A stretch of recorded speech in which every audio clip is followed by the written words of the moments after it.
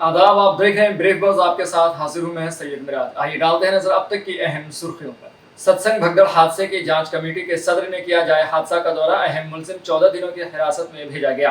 BSP Tamil Nadu के सदर के कत्ल मामले की जांच शुरू। अब तक 8 लोगों की हुई गिरफ्तारी। दिल्ली के साबिक नायब वज़ीर आला मनीष सिसोदिया को राहत नहीं, 15 जुलाई तक बढ़ी अदालती हिरासत। बीजेपी के कौमी सदर जेपी नड्डा का जम्मू कश्मीर दौरा। डॉक्टर श्यामा प्रसाद मुखर्जी को पेश किया खिराज अकीदत। ईरान के सदारती इंतखाबात में मसूद पेजेशकियान कामयाब, सईद जलीली को 28 लाख वोटों से शिकस्त। अब पेश है खबरों की तफसीलात। यूपी के हाथरस में सत्संग में हुई भगदड़ की जांच शुरू हो गई है। हादसे की जांच के लिए यूपी हुकूमत के जरिए तश्कील दी गई 3 रुकनी अदालती जांच कमेटी हाथरस पहुंची और जाए हादसा का जायजा लिया। जांच कमेटी के सदर रिटायर्ड जस्टिस ब्रिजेश कुमार श्रीवास्तव ने कहा, हमने जाए हादसा का जायजा लिया है, जिससे भी जरूरत होगी उससे पूछताछ करेंगे। हमें 2 महीने के अंदर रिपोर्ट देने की हिदायत दी गई है। वाज़ेह रहे कि 2 जुलाई को भगदड़ मची थी, जिसमें तकरीबन 121 अमवात हुई थी। हमने पूरा स्पॉट देखा, कहाँ थे, किधर से गए, किधर से आए, कितना रश रहा होगा, what are the exit points, क्या कैपेसिटी हो सकती है, कहाँ पर वो जो समागम उनका हो रहा था वो कहाँ हुआ। तो we will have our own influence in the light of the documentations.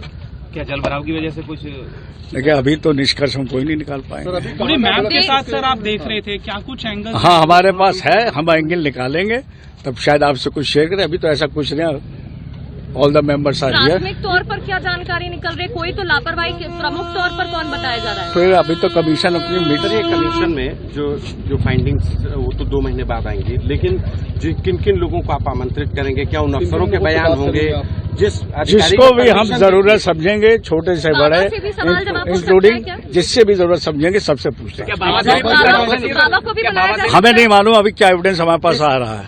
जिससे भी जरूरत, आप लोगों से जरूरत होगी तो उससे भी मदद देंगे। अफसरों ने परमिशन दी थी उन सभी से, मतलब सारे लोग जिन लोगों ने। मैंने आपसे एक निवेदन किया कि जो हमारी इंक्वायरी की लाइट में हम समझते हैं कि इनसे पूछताछ करनी चाहिए, सबसे करें। 2 महीने के अंतराल में आप दे देंगे? यस, बिल्कुल देंगे, because we have been mandated. 2 महीने का समय कम पड़ेगा सर? देने दो जी। We have been mandated to give our report within 2 months. Sir 2 महीने का समय कम तो नहीं रहेगा सर जांच में? हमने तो ऐसा नहीं सोचा, हम तो रिपोर्ट तैयार करने की कोशिश करेंगे। हाथरस सत्संग हादसे में धर पकड़ का सिलसिला शुरू हो गया है। खबर के मुताबिक हाथरस भगदड़ हादसे के अहम मुलजिम देव प्रकाश मधुकर को गिरफ्तार कर लिया गया है और सीजीएम कोर्ट ने 14 दिन की अदालती हिरासत में भी भेज दिया है। बहुजन समाज पार्टी तमिलनाडु के रियासती सदर आर्म स्ट्रॉन्ग के कत्ल के मामले में कई लोगों की गिरफ्तारी हुई है। ग्रेटर चेन्नई के पुलिस कमिश्नर संदीप राय राठौड़ ने कहा, 8 लोगों को पकड़ा गया है जिन पर हमें शक है। इन लोगों से पूछताछ की जा रही है। आर्म स्ट्रॉन्ग का पोस्टमार्टम किया गया है। चेन्नई शहर में हालात मुनासिब हैं। हम मामले को सुलझाने और मुख्तलिफ पहलू से जांच करने में कोई कसर नहीं छोड़ेंगे। One of the leaders of a party, Bahujan Samaj Party, Armstrong, he was murdered when he had gone towards his residence, which is under construction. So this construction place, some of the accused had come and had murdered him. Subsequent to him, he had some 4 people accompanying him. They were also injured. During this thing, after the incident, as soon as we came to know, immediately he was rushed to the local clinic by his own support team. Later on, police went there, and subsequently a case has also been registered. So based on the initial investigation, which we came to know through the CCTV cameras and generally how we investigate cases regarding cell phones and other direct eyewitness account, we were able to nab 8 accused persons whom we suspect they are strongly involved in commission of this offence. So the team which had arrested them is inquiring them, and as on date, Mr. Armstrong's body, the PM was conducted, and we have made some arrangement for giving him the final resting place en route. So the situation in Chennai city is normal, law and order is maintained, and we will not leave any stone unturned to detect this case and to probe all the various angles where there seems to be some inputs.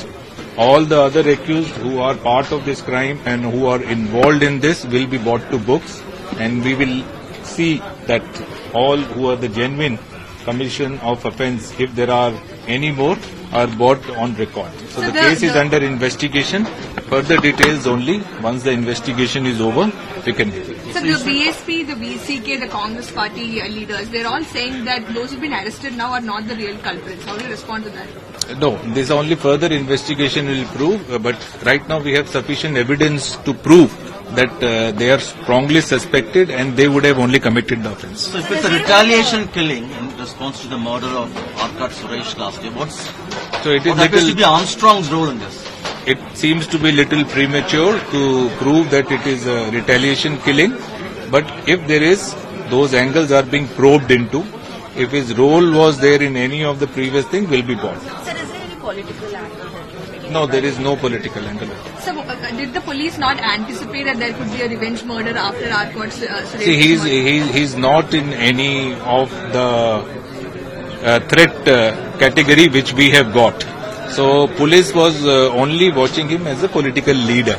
There was no specific threat or specific input about this kind of an incident. What appears to be the motive now, sir, as of now? For the killing? No, as of now, as I said, there are 2-3 angles and leads we have got. We are inquiring into them. Since the case is under investigation and we hope to catch all other accused, further details I will not like to have. Not a political murder? No, it doesn't point toward that. I don't think it's a political murder. That's what I said. So it is nothing like that. There's also criticism that there is an intelligence failure, sir. No, there is no question of intelligence failure because these things work only when there is some input.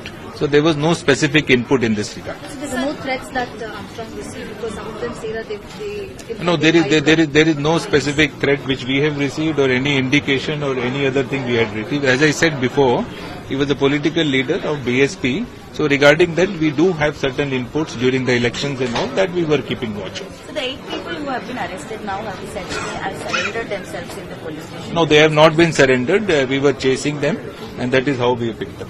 What is there a big link between these people? Do they have anything in common in the past that you found out? No, they are, some of them are criminals. That's what I said. All the criminal incidents and how they were involved in other crimes, all that is a subject matter of investigation. Delhi के साबिक नायब वज़ीर आला मनीष सिसोदिया की परेशानियां कम होती नजर नहीं आ रही हैं। एक्साइज पॉलिसी मामले में मनीष सिसोदिया को दिल्ली के राउस एवेन्यू कोर्ट में पेश किया गया, जहां मनीष सिसोदिया की अदालती हिरासत 15 जुलाई तक बढ़ा दी गई है। आम आदमी पार्टी के रुकने पार्लियामेंट संजय सिंह ने मीडिया से बात करते हुए कहा कि पीएमएलए में पहली शर्त है कि अगर कोर्ट किसी को जमानत देता है तो उसे लगता है कि कोई बेकसूर है। ट्रायल कोर्ट ने अरविंद केजरीवाल जी को बेकसूर मानते हुए जमानत दी थी। दूध का दूध पानी का पानी हो चुका है। पीएमएलए के मामले में अगर किसी न्यायालय से आपको जमानत मिलती है तो उसमें पहली शर्त होती है कि न्यायालय को ये लगना चाहिए कि व्यक्ति निर्दोष है। न्याय बिंदु जी की कोर्ट ने, लोअर कोर्ट ने, ट्रायल कोर्ट ने, ईडी की कोर्ट ने अरविंद केजरीवाल को जमानत दी। उस जमानत के आदेश की कॉपी के बगैर ईडी ने जबरदस्ती जाके हाई कोर्ट से झूठी बातें करके ऑर्डर की कॉपी के बगैर स्टे ले लिया उनकी रिहाई पर। भारत के न्यायपालिका के इतिहास में ऐसा कभी नहीं हुआ पहले। तो ये सारा देश देख रहा है कि किस तरह से बीजेपी की सरकार, प्रधानमंत्री नरेंद्र मोदी जी की सरकार हमारे पीछे पड़ी हुई है। केजरीवाल जी को जेल में डाला, मनीष सिसोदिया जेल में है, सत्येंद्र जैन जेल में है, मुझे 6 महीने जेल में रखा। इनके पास कोई सबूत नहीं है। भ्रष्टाचार बीजेपी ने किया है। 60 करोड़ रुपए की रिश्वत शराब घोटाले में बीजेपी ने शरद चंद्र रेड्डी से खाई है। इसका सबूत चिल्ला चिल्ला के बोल रहा है इलेक्टोरल बॉन्ड के रूप में। तो कार्रवाई उनके ऊपर होनी चाहिए, कार्रवाई उनके ऊपर होनी चाहिए। और इसलिए मुझे लगता है कि जल्द ही सुप्रीम कोर्ट से अरविंद केजरीवाल के मामले में उनको भी न्याय मिलेगा, जमानत मिलेगी, वो लोग भी बाहर आएंगे। ये पॉलिटिकल वेंडेटा है। राजनीतिक प्रतिशोध के कारण, राजनीतिक दुर्भावना के कारण हमारी पार्टी के नेताओं को परेशान किया जा रहा है और उनको जेल में डाला गया। कांग्रेस के रुकने पार्लियामेंट राहुल गांधी गुजरात के अहमदाबाद पहुंचे। उन्होंने यहां राजकोट गेमिंग जोन सानेहा के मुतासरीन और पार्टी के कारकुनान से मुलाकात की। राहुल गांधी ने कहा कि अयोध्या के रुकने पार्लियामेंट अवधेश प्रसाद ने कहा, राहुल जी मुझे पता लग गया है कि मैं अयोध्या से इलेक्शन लड़ने वाला हूं और जीतने भी वाला हूं। उन्होंने कहा, मुझे अयोध्या के लोग कहते थे कि अयोध्या में मंदिर बनाने के लिए हमारी जमीन दी गई है। कई दुकानें, घर तोड़े गए और सरकार ने आज तक लोगों को मुआवजा भी नहीं दिया। कि उन्होंने राम मंदिर का इनॉग्रेशन किया और इंडिया गठबंधन अयोध्या में चुनाव जीत गया। ये हुआ क्या? और मुझे जवाब उन्होंने दिया, मैं ये जवाब आपको देना चाहता हूं।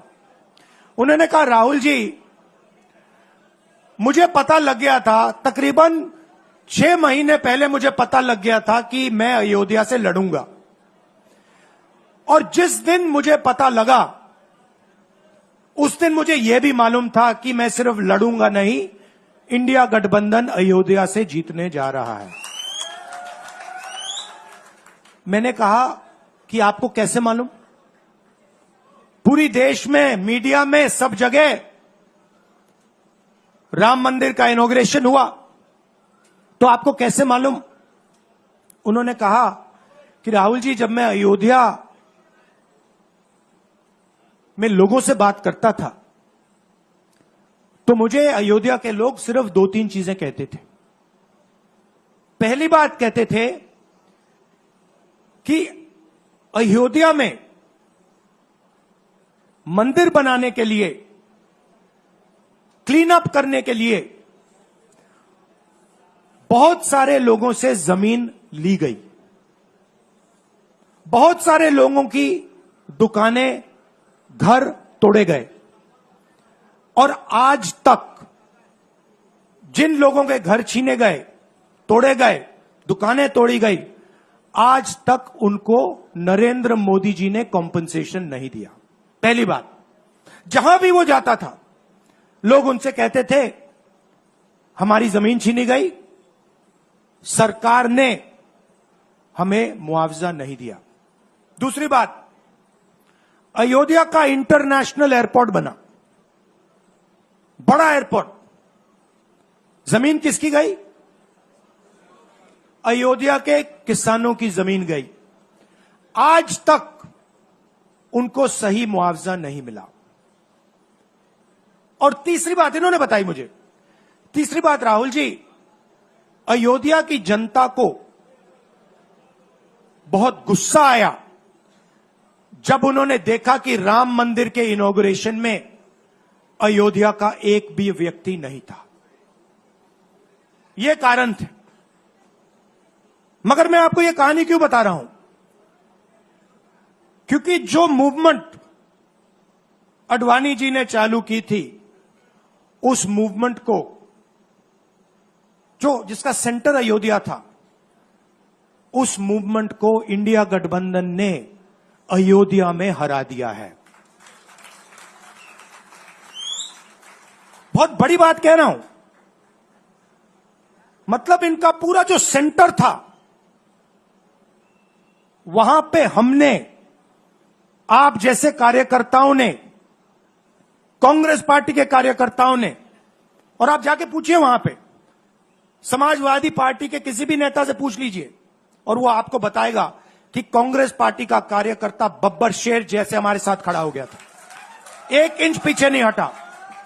बीजेपी के कौमी सदर जेपी नड्डा जम्मू कश्मीर का दौरा किया। उन्होंने इस मौके पर रियासती वर्किंग कमेटी की मीटिंग में शिरकत की। बीजेपी के कौमी सदर जेपी नड्डा ने कहा कि हमारे फाउंडर सदर डॉक्टर श्यामा प्रसाद मुखर्जी की जयंती पर मुझे यहां आने का मौका मिला है, मैं उन्हें खिराज पेश करता हूं। श्यामा प्रसाद मुखर्जी का जम्मू कश्मीर से खास रिश्ता था। डॉक्टर श्यामा प्रसाद मुखर्जी अपनी जिंदगी में कभी रुके नहीं। आज जब मैं यहां आया हूं तो मैं हमारे संस्थापक अध्यक्ष डॉक्टर श्यामा प्रसाद मुखर्जी जी के जन्मदिन पर, जन्म जयंती पर मुझे जम्मू कश्मीर आने का सौभाग्य मिला है। मैं उन्हें भी याद करके जन्म जयंती पर नमन करता हूं। हम सबका बहुत ही विशेष रिश्ता श्यामा प्रसाद मुखर्जी के साथ तो रहा ही, लेकिन उनका विशेष रिश्ता और विशेष संबंध जम्मू कश्मीर से रहा। उनकी जीवन यात्रा में जम्मू कश्मीर एक विशेष स्थान रखता है। और आज जब हम उनको जन्म जयंती पर याद कर रहे हैं तो मैं इतना जरूर कहना चाहूंगा कि आप सब लोग उनके जीवन को जब याद करते हैं तो एक बात हमेशा याद कीजिएगा कि श्यामा प्रसाद मुखर्जी अपने जीवन में कभी रुके नहीं। श्यामा प्रसाद मुखर्जी अपने जीवन में किसी पद, किसी प्रतिष्ठा, किसी स्थान के लिए उन्होंने जीवन नहीं लगाया, बल्कि उन्होंने अपना जीवन भारत माता की जय के विचार को सुदृढ़ करने के लिए लगाया। यही हमको ध्यान है। इसलिए उन्होंने एक नहीं अनेकों पद से त्याग पत्र देते हुए इस यात्रा कर। आज जब हम उनको जन्म जयंती में याद कर रहे हैं तो मैं आपको बताना चाहूंगा कि वो एक शिक्षाविद थे, बहुआयामी प्रतिभा के मालिक थे, एक राजनेता थे, एक क्रांतिकारी वीर थे और देश के लिए अपना सर्वस्व अर्पण करने के लिए तत्पर। उत्तर प्रदेश हुकूमत के वजीर स्वतंत्र देव सिंह ने अयोध्या में सैलाब की सूरत हाल का जायजा लिया। स्वतंत्र देव सिंह ने कहा कि सैलाब की हालत में किसानों को नुकसान न हो और कोई जानी नुकसान न हो, इसके लिए हमारे मंसूबे तैयार हैं। अयोध्या डिवीजन, बस्ती डिवीजन, गोरखपुर, बाराबंकी, बहराइच सभी जगहों पर हमारा सैलाब मंसूबा जारी है। अफसरान मौके पर हैं। उत्तर प्रदेश के अंदर बहुत सारी नदियां हैं। महत्वपूर्ण है कि उत्तराखंड और नेपाल, उत्तराखंड में बारिश होने के बाद यमुना और हमारी गंगा नदी और ऐसे पंचनदा, मतलब जब नदियां मिलती हैं सब आपस में तो भयंकर बाढ़ का एक स्वरूप लेती हैं। इसी तरह नेपाल में जब बारिश होता है तो राप्ती है, गंडक है, सरयू है और ये सब नदियां, बूढ़ी राप्ती है, ये सभी नदियों में एक भूचाल आता है। तो ये सभी परियोजनाएं कि किसानों का हानि ना हो, जन हानि ना हो, धन हानि हो तो न्यूनतम हो, न्यूनतम भी न हो, इसका भी हम लोग प्रयास करते हैं। इसी का परिणाम है कि आप अभी देखिए हमारे साथ बाढ़ की जितनी हमारी परियोजनाएं 238 चल रही हैं, मतलब बड़ी परियोजनाएं चल रही हैं जिसमें हमारी सभी परियोजनाएं पूर्ण हो चुकी हैं। लगभग आज की डेट में पूर्ण होने परियोजना, कुछ परियोजना 100% पूरी हो गई हैं, कुछ परियोजनाएं हमारी 90% पूरी हो चुकी है, कुछ परियोजनाएं हमारी 75 के ऊपर है, यानी बाढ़ से सुरक्षित हम। तो मैं कह सकता हूं कि पूरा ये जो हमारा पूर्वांचल है, देवीपाटन मंडल, अयोध्या मंडल, बस्ती मंडल, गोरखपुर मंडल और हमारा आजमगढ़ मंडल, ये बलिया से लेकर बलिया, मऊ, आजमगढ़ और इधर चलेंगे देवरिया, कुशीनगर, आपका महाराजगंज, गोरखपुर, बस्ती, खलीलाबाद, इस क्षेत्र में और अयोध्या, अम्बेडकर नगर, बाराबंकी और गोंडा, बलरामपुर, श्रावस्ती, ये सभी जनपदों, बहराइच, ये सभी जनपदों में हमारी बाढ़ की परियोजना चल रही है और अधिकारी कर्मचारी नीचे तक है। मैं पूरा प्रयास करूंगा। आदरणीय मुख्यमंत्री जी भी कई बार समीक्षा कर चुके हैं, जिले स्तर पर जिलाधिकारी भी समीक्षा कर चुके हैं। बाढ़ से संबंधित हर प्रकार का जो बिंदु है सभी पर चर्चा हो चुकी है और सभी हमारी तैयारी है और ईश्वर से ही प्रार्थना करूंगा कि माँ हम सब पर आशीर्वाद बनाए रहे, किसी प्रकार का नुकसान न हो और जन धन हानि न होने पावे। ईरान के सदारती इलेक्शन का नतीजा आ गया है। ईरानी सदारती इलेक्शन मसूद पेजेश्कियान जीत गए हैं। उन्होंने इलेक्शन के दूसरे मरहले में अपने हरीफ सईद जलीली को 28 लाख वोटों से शिकस्त दी है। मसूद पेजेश्कियान में 1 करोड़ 70 लाख वोट हासिल किए हैं। नौ मुंतखब ईरानी सदर का कहना है कि सबकी तरफ दोस्ती का हाथ बढ़ाएंगे, सबको मिलकर मुल्क की तरक्की के लिए काम करना होगा। बता दें कि सदर इब्राहिम रईसी की हेलीकॉप्टर क्रैश में मौत के बाद कब्ल अज वक्त सदारती इलेक्शन कराना पड़ा। ऐसे हालात में 50 दिन के अंदर इलेक्शन कराना जरूरी है। सदर Ibrahim Raisi supreme leader Ayatollah Ali Khamenei के सबसे करीबी थे और वो सुप्रीम लीडर के जानशीन माने जाते थे। गजा में इसराइली फौज के मजालिम के खिलाफ एहतजाज तेज हो रहा है। ताज़ा खबर यमन से है। जुमे के रोज लाखों अफराद ने सड़कों पर निकलकर फिलिस्तीन से चलते चलते आइए डालते हैं एक बार फिर से नजर अहम सुर्खियों पर। सत्संग भगदड़ हादसे की जांच कमेटी के सदर ने किया जाए हादसा का दौरा। अहम मुलजिम 14 दिनों की हिरासत में भेजा गया। बीएसपी तमिलनाडु के सदर के कत्ल मामले की जांच शुरू। अब तक 8 लोगों की हुई गिरफ्तारी। दिल्ली के साबिक नायब वजीर आला मनीष सिसोदिया को राहत नहीं, 15 जुलाई तक बढ़ी अदालती हिरासत। बीजेपी के कौमी सदर जेपी नड्डा का जम्मू कश्मीर दौरा। डॉक्टर श्यामा प्रसाद मुखर्जी को पेश किया खिराज अकीदत। ईरान के सदारती इंतखाबात में मसूद पेजेश्कियान कामयाब, सईद जलीली को 28 लाख वोटों से शिकस्त। फिलहाल खबरनामे में इतना ही। हमें दीजिए इजाजत और ताज़ा तरीन खबरों के लिए देखते रहें ब्रीफ बस।